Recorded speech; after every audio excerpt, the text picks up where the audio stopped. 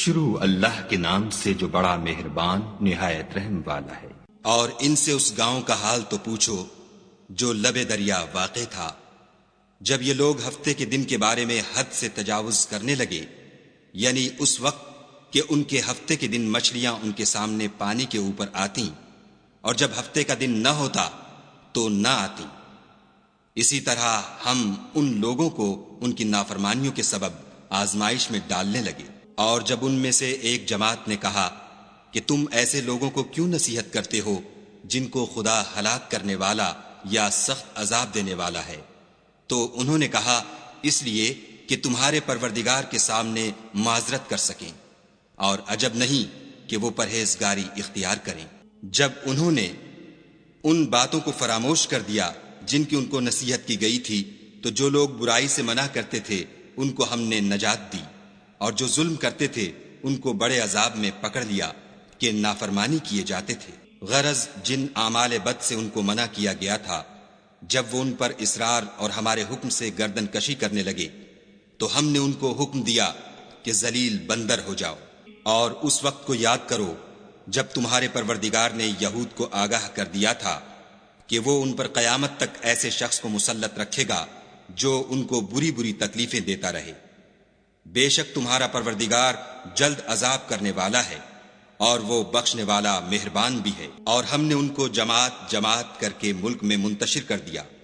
بعض ان میں سے نیکوکار ہیں اور بعض اور طرح کے یعنی بدکار، اور ہم آسائشوں اور تکلیفوں دونوں سے ان کی آزمائش کرتے رہے تاکہ ہماری طرف رجوع کریں۔ پھر ان کے بعد ناخلف ان کے قائم مقام ہوئے جو کتاب کے وارث بنے،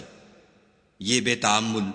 اس دنیا دنی کا مال و متاع لے لیتے ہیں اور کہتے ہیں کہ ہم بخش دیے جائیں گے،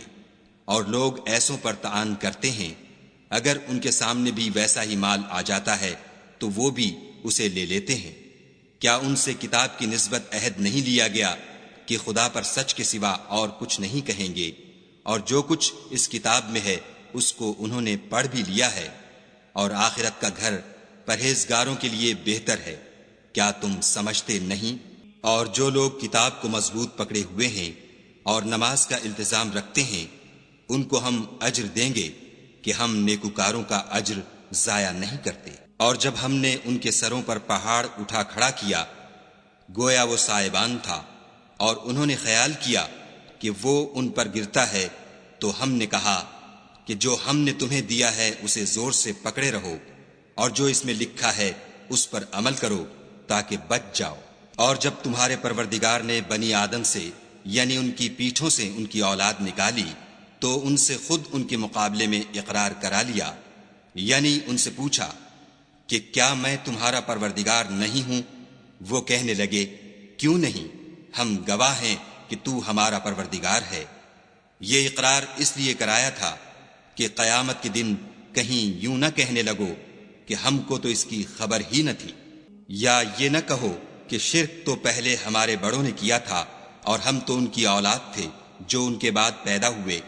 تو کیا جو کام اہل باطل کرتے رہے اس کے بدلے تو ہمیں ہلاک کرتا ہے؟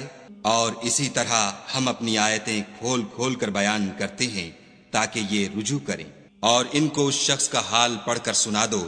جس کو ہم نے اپنی آیتیں عطا فرمائیں اور ہفت پارچہ علم شرائع سے مزین کیا، تو اس نے ان کو اتار دیا، پھر شیطان اس کے پیچھے لگا